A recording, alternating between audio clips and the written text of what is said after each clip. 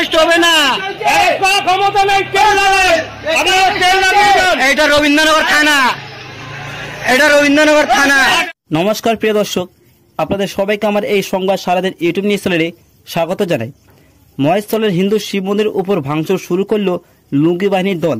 সকাল 11টার মধ্যেই হিন্দুদের সমস্ত শিব মন্দির বন্ধ করে দিতে হবে। তুলসীতলা ভাঙতে আসছে একজন লুঙ্গি বাহিনীর লোক। প্রিয় দর্শক, আমরা কোন রাজ্যে বসবাস করছি? আমি মাঝে মাঝে আমার প্রতিবেদনে বলি, আমরা কি আজও হিন্দুস্তানে আছি নাকি পাকিস্তানে?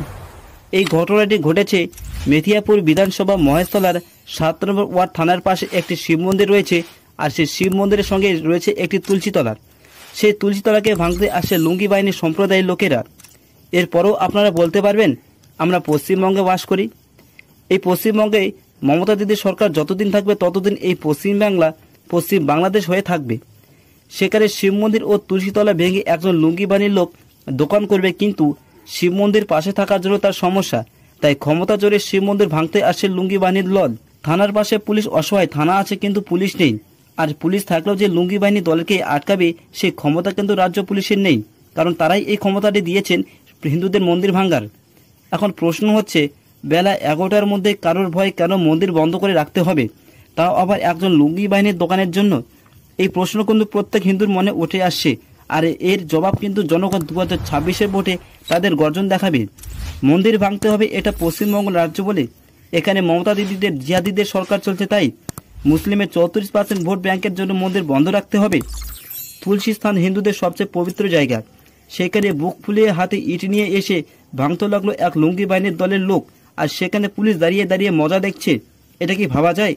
এরপরেও যদি এই রাজ্যের মানুষ বা এই রাজ্যের সমস্ত হিন্দুরা চোখে চশমা পরে ভোটের দিন ভোট দিতে যায়, তাদের পায়ে 100 বার প্রণাম আমার। বিরোধী দলের নেতারা খবরের দেখে সেখানকার থানায় পুলিশদের বলেছেন 1 ঘন্টার মধ্যে লুঙ্গি বাহিনী দলের প্রত্যেক সকল মেম্বারকেই উচিত শিক্ষা দিতে হবে, তা নাহলে কিন্তু আমরা সমস্ত বিধায়ক সেইখানে গিয়ে আন্দোলন করব এবং সবকিছু ঘুরিয়ে দেব। এটা মালদা মুর্শিদাবাদের কথা তো ছেড়েই দিন, সেখানে 70% মুসলিমের জনসংখ্যা রয়েছিল, কিন্তু এই মহেশতলায় তো শুধুমাত্র 34% মুসলিমের সংখ্যা রয়েছে। তবুও তারা কোন সাহসে হিন্দুদের মন্দির ভাঙতে আসছে?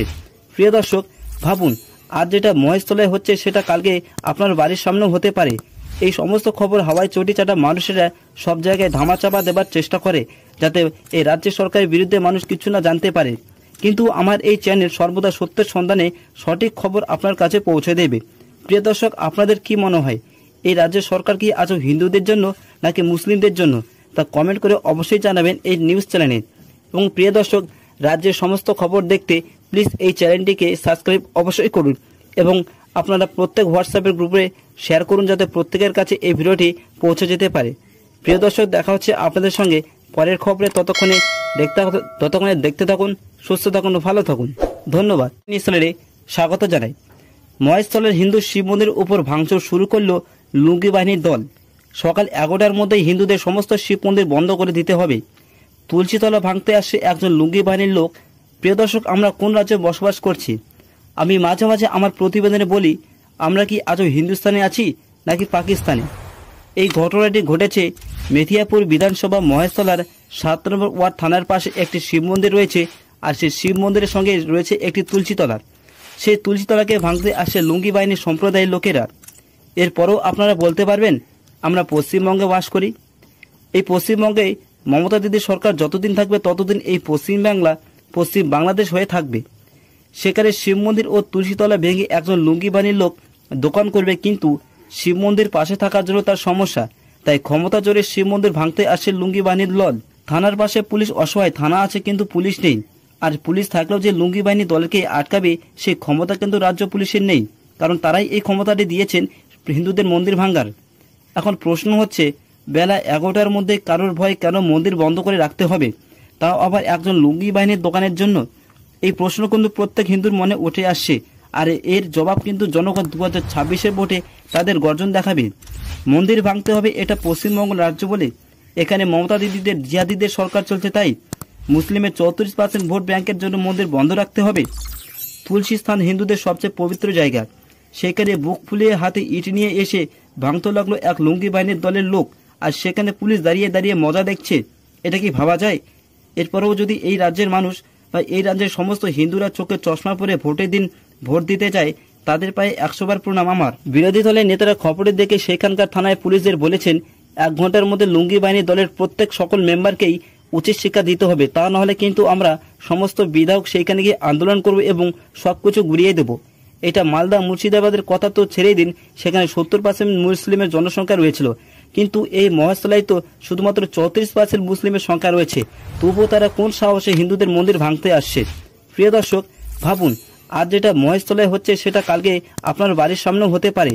এই সমস্ত খবর হাওয়ায় চটি চাটা মানুষেরা সব জায়গায় ধামাচাপা দেবার চেষ্টা করে, যাতে এই রাজ্য সরকারের বিরুদ্ধে মানুষ কিছু না জানতে পারে। কিন্তু আমার এই চ্যানেল সর্বদা সত্যের সন্ধানে সঠিক খবর আপনার কাছে পৌঁছে দেবে। প্রিয় দর্শক, আপনাদের কি মনে হয়, এই রাজ্যের সরকার কি আজও হিন্দুদের জন্য নাকি মুসলিমদের জন্য? তা কমেন্ট করে অবশ্যই জানাবেন এই নিউজ চ্যানেলে। এবং প্রিয় দর্শক, রাজ্যের সমস্ত খবর দেখতে প্লিজ এই চ্যানেলটিকে সাবস্ক্রাইব অবশ্যই করুন এবং আপনারা প্রত্যেক হোয়াটসঅ্যাপের গ্রুপে শেয়ার করুন, যাতে প্রত্যেকের কাছে এই ভিডিওটি পৌঁছে যেতে পারে।